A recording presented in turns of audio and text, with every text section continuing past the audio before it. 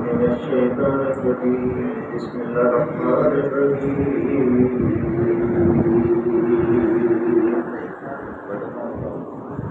قد كانت آياتي تتلى عليكم فكنتم على آثاركم تقتسمون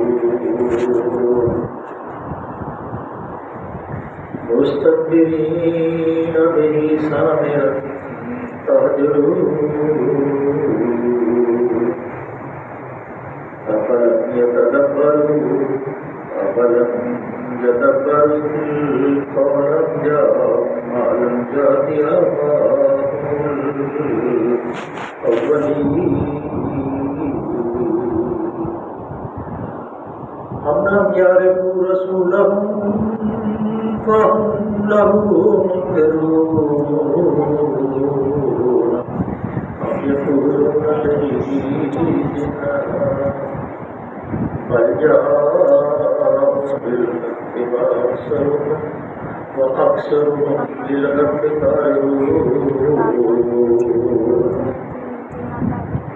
ولو اتبع الحق أهواءهم لفسدت السماوات والأرض ومن فيهن ألا تأتهم بذكرهم فهم عن ذكرهم معرضون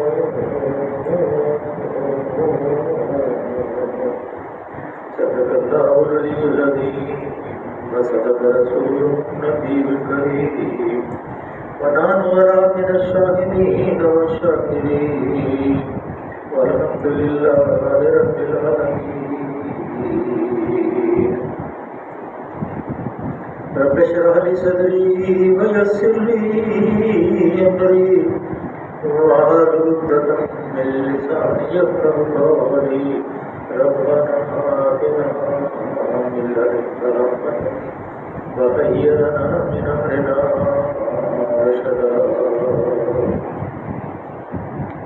جو کل ساتھی موجود تھے ان کی علم میں ہے اللہ تعالیٰ نے آخر میں جو کل ہم نے تلاوت کی تھی اس میں فرمایا تھا ان لوگوں کو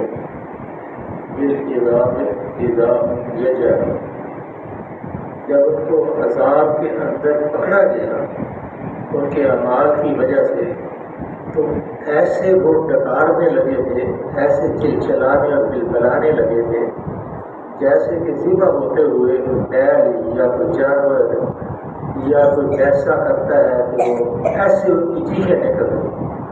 تو اللہ نے ان کو جواب دیا تھا آج یہ جو واویلا تم کر رہے ہو جتنا مرضی واویلا کر لو انکم منا لا تنصرون، آج تمہاری کوئی مدد نہیں کی جائے.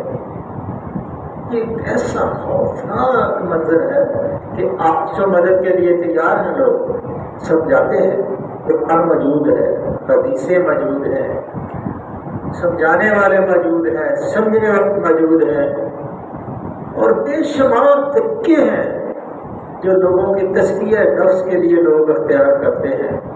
اور میں ان لوگوں کو سلام پیش کرتا ہوں کہ جو لوگ واقعات مخلوق کی فلاح چاہتے ہیں اور ان کے پیش نظر صرف یہی ہے کہ یہ اللہ کی مخلوق ہے، آقا دو جہاں سرکار مدینہ صلی اللہ علیہ وسلم کی امت ہے، اور امت کو بچانے کے لیے اللہ کے رسول صلی اللہ علیہ وسلم نے 40 سال کے بعد جب آپ کو نبوت کے اوپر سرفراز فرمایا گیا تو پہلے آپ کی زندگی تھی، تجاوز کرتے تھے، گندے کرتے تھے، اپنے بچوں کے اندر کرتے تھے، کوئی دکھ تکلیف نہیں تھی.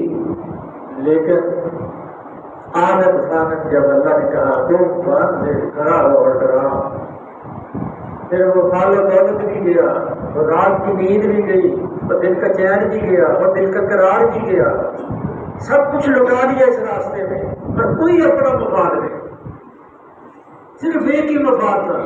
اے دنیا کے لوگوں، اے میری امت کے لوگوں، اے مشرکوں، اے کافروں، اے مکے والوں، میں صرف اس لیے تمہیں یہ کہتا ہوں کہ تم آگ کے گڑھے کے اوپر کھڑے ہو اور تم اس کے اندر گرنا چاہتے ہو، میں تمہیں کھینچ کھینچ کے بچانا چاہتا ہوں. ساری عمر آپ نے یہی کام کیا، کسی غرض کے لیے نہیں کیا، کسی مفاد کے لیے نہیں کیا، کسی جگیر کے لیے نہیں کیا، کسی نام و نمود کے لیے نہیں کیا، صرف اللہ کے ہاں یہ انگلی کھڑی کر دی کہ اللہ یہ گواہ ہے کہ میں نے ان کو اس تیرے دین کو پہنچا دیا ہے۔ پورے 1,24,000 صحابہ افراد کے میدان میں ہیں اور پوچھ رہے ہیں اللہ کے رسول کیا میں نے تمہیں دین پہنچا دیا؟ اور یک وقت زبانوں سے آواز آتی ہے کہ اللہ کے رسول آپ نے اپنا حق ادا کر دیا، تو پھر اللہ کو گواہ کرتے ہیں۔ اتنا ڈر ہے، اتنا خوف ہے کہ عائشہ صدیقہ عرض کرتی ہیں اے اللہ کے رسول صلی اللہ علیہ وسلم، راتوں کو جاگتے ہیں، روتے ہیں، دل بلاتے ہیں، کراتے ہیں، معصوم جاتے ہیں، آپ تو بخشے ہوئے، آپ اتنی کیوں محنت کرتے ہیں؟ کہا ہے صدیق کی بیٹی، کیا میں اللہ کا شکر گزار بنا ہوں؟ چند لوگ بیٹھتے ہیں، 50 لوگ ہوتے ہیں، اعلان کیا جاتا ہے اور کوئی آدمی اس کلام کو سننے کی دل کے اندر کشش نہیں ہے، اور یہ کشش جو ہے محبت دل سے نکلتی، جبکہ علم ہو اس کی ویلیو کا، قیامت کے دن یہ منظر سامنے ہے کہ یہ قرآن اللہ کا کلام مستقبلین بہ سامرا اجروا، اپنے گھمنڈ میں اس کو خاطر بھی نہیں لاتے تھے، اس لیے اللہ نے پکڑ لیا تھا۔ وہ مکے کے اندر بیٹھتے تھے، بیت اللہ کے سامنے بیٹھتے تھے اور گپے ہانکتے تھے، جیسے گاؤں کے اندر جو بال ہوتی ہے یا ڈیرا ہوتا ہے یا تکیہ ہوتا ہے اور لوگ بیٹھتے ہیں اور گپے مارتے ہیں، ایک دوسرے کی بدگوئیاں بیان کرتے ہیں، ٹھٹے اور مذاق اڑاتے ہیں، اسی طرح وہ بیت اللہ کے سامنے بیٹھتے تھے اور سامنے بیٹھ کے اللہ کے رسول صلی اللہ علیہ وسلم کے اوپر اپنی بکواس کیا کرتے تھے۔ اور پھر اللہ نے جب پکڑا ہے تو پھر وہ افلم یتدبروا قولا جاء آباؤہم الاولین، کیا ان لوگوں نے کبھی اس کلام پر غور نہیں کیا؟ کبھی بھی انہوں نے یہ نہیں سوچا کہ یہ کلام جو ہے جس کو میں یہ پڑھ کے ان کو سنایا جا رہا ہے، جسے یہ مانتے نہیں ہیں، نہ قرآن کی کوئی چیزتا نہیں ہے، کیونکہ اس کے اندر کوئی ایسی بات نہیں ہے کہ جو ان کی فلاح کے علاوہ کوئی بات ہو، کوئی اس کے اندر جھوٹ اور لغو نہیں ہے، اللہ کا کلام ہے، قرآن اور مجید ہے، اس کو نہ کوئی شکست دے سکتا ہے نہ دے سکے گا، نہ آگے سے نہ پیچھے سے، نہ اوپر سے نہ نیچے سے، نہ دائیں سے نہ بائیں، کیونکہ اللہ نے فرمایا کاف والقرآن مجید، کہ قرآن مجید ہے، لوح محفوظ میں محفوظ ہے۔ تو اللہ فرماتے ہیں افلم یتدبروا القول ام جاءہم ما لم یأت آباؤہم الاولین، یا وہ کوئی ایسی بات لایا ہے جو کبھی ان کے اسلاف کے پاس نہ آئی تھی۔ یہ قرآن جو ہے پہلے اسماعیل وہاں تھے، ابراہیم علیہ السلام وہاں تھے، حضرت صالح وہاں تھے، حضرت شعیب وہاں تھے، حضرت لوط کی بات ان کو پتا تھا، اور بے شمار صحیفے وہاں ان کے پاس موجود تھے۔ تو یہ کوئی نئی چیز تو نہیں لایا اللہ کے رسول؟ آباؤہم الاولین، کیا اس سے پہلے ان کے باپ دادا جو اسلام کے پاس ان کے کتابیں آئی تھی وہ ان کے پاس موجود تھی، اور اس کے اندر وہ یہی اس کا ذکر سنایا گیا ہو، یہی ذکر سنایا جاتا ہے۔ جیسے موسیٰ علیہ السلام کو کہا آگے اس سے لا تعالی ذکری، قرآن کے اندر اللہ نے قرآن میں ضبط کر دیا ہے کہ کہا ہے موسیٰ نماز قائم کر، میرے ذکر کے لیے، میرے نظام کے لیے، میری حکومت کے لیے، میرے نظم کے لیے لوگوں کو بلا اپنی طرف اور نماز کو قائم کر اور ترتیب بنا کہ اس زمین کے اوپر اللہ کے قانون کو نافذ کرنا۔ ورنہ فرعون کے ساتھ کیا دعوت جھگڑا تھا؟ وہ فرعون نے کیا کہا تھا کہ یہ تمہیں اپنے جادو کے زور سے تمہیں ملک سے باہر نکالنا چاہتا ہے۔ اصل معاملہ یہ تھا کہ ان کی حکومت کو ختم کرنا چاہتے تھے موسیٰ علیہ السلام، اور اللہ کی حکومت کو، اللہ کی بابانیت کو نافذ کرنا چاہتے تھے۔ ان کی بندگی سے لوگوں کو چھڑانا چاہتے تھے، اللہ کی بندگی کے اندر دینا چاہتے تھے۔ یہی آج لوگوں کا جو دین کا کام کرتے ہیں ان کا یہی پیش نظر ہے، لیکن دین کا کام کرنے والوں کو سب کچھ لوٹانا پڑے گا۔ جو حالات ہیں بہت خطرناک ہے، سب کچھ لوٹا کے میدان میں آنا پڑے گا اور ایک ہونا پڑے گا، ورنہ یہ ملک جو ہے بڑی کشتی جو ہے وہ جیسے وہ پڑھتے ہیں نا بڑے ببر سے لائے ہیں نکال کے کشتی، اب تو میرے بچوں نے رکھنا اسے سنبھال کے، وہ بڑا مشکل حالات آ گئے ہیں، اتنے مشکل ہے کہ جگہ جگہ جو ہے پاکستان کو توڑنے کے لیے تنظیمیں قائم ہو رہی تھیں۔ اب پتہ نہیں آپ اس کے اندر بٹھا کے یہودی کیا کر رہے ہیں اور فوج نے کیا معاملہ ہمارے لیے سوچا ہے۔ جو بولتا ہے دبے فریاد میں تالے پڑے جیسے کہ سرے پتل کرے 10 کروڑ انسانوں زندگی سے بیگانوں، حق تو اپنا پہچانو، بولو تو صحیح، کچھ تو کہو لوگوں کو کہ اللہ کے دین کی طرف آؤ، مسجد کی طرف آؤ، اللہ کی اذان جب پکاری جائے تو مسجد کو بھر دو، اور تمہارے پاس کچھ نہیں ہے سوائے یہی آؤ فقہ اللہ کے پاس کرو، دعا کرو کہ یا اللہ اس ملک کو بچا لے۔ ہمارے پاس کچھ نہیں ہے، صرف اللہ کی طاقت اس کو بچا سکتی ہے، لیکن اللہ کی طاقت کی تبھی بچائے گی جیسے وہ 14 رکوع پورے بنی اسرائیل کے سورہ بقرہ کے اندر فَادْخُلُوا الْبَابَ سُجَّدًا نَغْفِرْ لَكُمْ خَطِيئَاتِكُمْ سَنَزِيدُ الْمُحْسِنِينَ۔ ان کو کہا تھا کہ داخل ہونا سجدے کرتے ہوئے، لیکن انہوں نے بدل دیا، فتبدل اللہ سے بدل دیا انہوں نے، تو اللہ نے کہا دورے بدل ہے ذلت والمسکنۃ، ادھر بھی ادھر یاد آئے تھے، ہجرت کر کے آئے تھے۔ ہم نے کہا تھا پاکستان کا مطلب کیا، لا الہ الا اللہ، ہماری زبانیں کاٹ دی گئی، ہماری بات کو مٹی میں ملا دیا گیا، اور اس ملک کے اندر لانٹ مقالے کا کروں 100 سال سے 150 سال سے مقدمے چل رہے، کوئی فیصلہ جب تک قتل نہ ہو، ہڈی نہ ٹوٹے، کوئی مقدمہ ہی نہیں بنتا۔ کیا بنے گا میرے عزیزو؟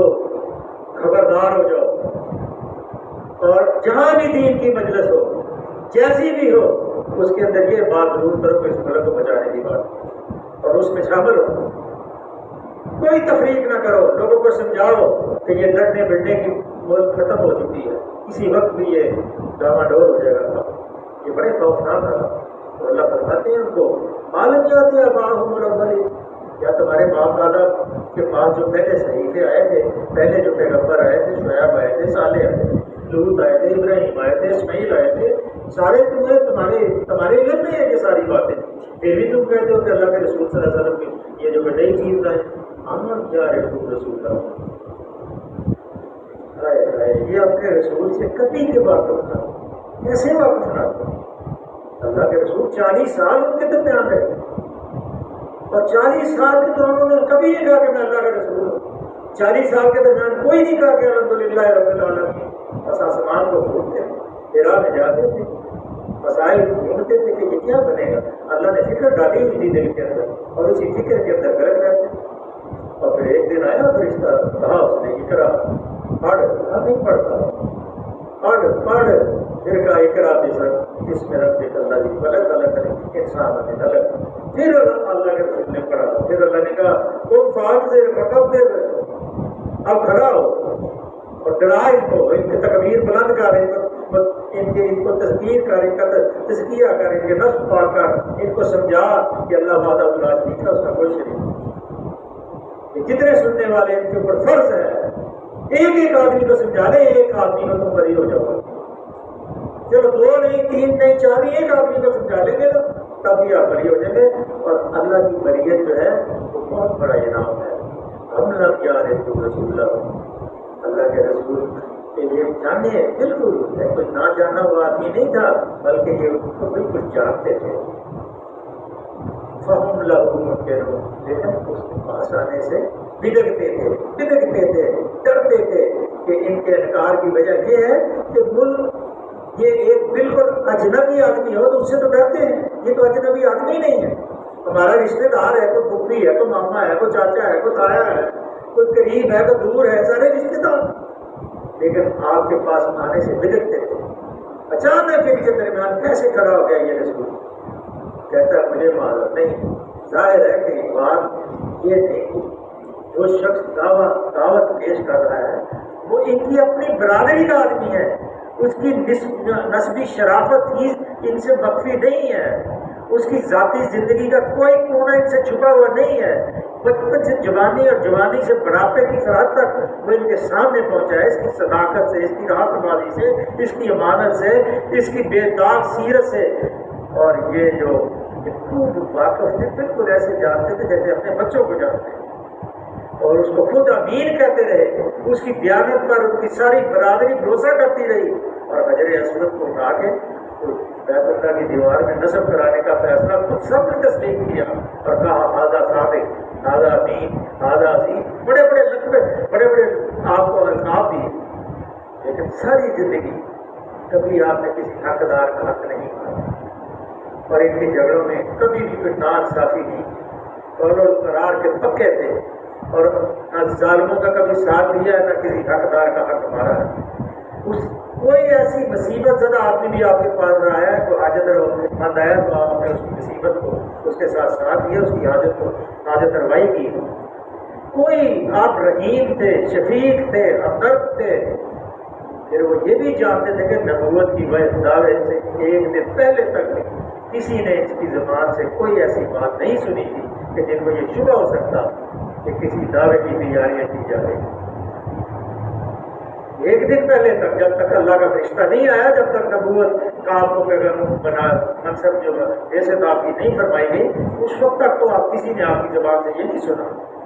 اور کبھی بھی آپ نے اپنے قول اور قرار میں تبدیلی نہیں کی، کوئی پلٹی نہیں کھائی پہلے دن سے کہ اللہ وحدہ لا شریک ہے. لوگوں اللہ کی بندگی اختیار، حرام کھانا چھوڑ دو، لوگوں کے حق مارنا چھوڑ دو، سود کا مال ختم کر دو اور خود پرستی کو ختم کر دو. یہ بولنا نہیں پینا بل جام بالحق کے مال چلو بالحق کے کارے. وہ کہتے ہیں کہ یہ مجنون ہے، اور آپس میں مجلس میں بیٹھ کے کہتے ہیں کہ مجنون نہیں ہے.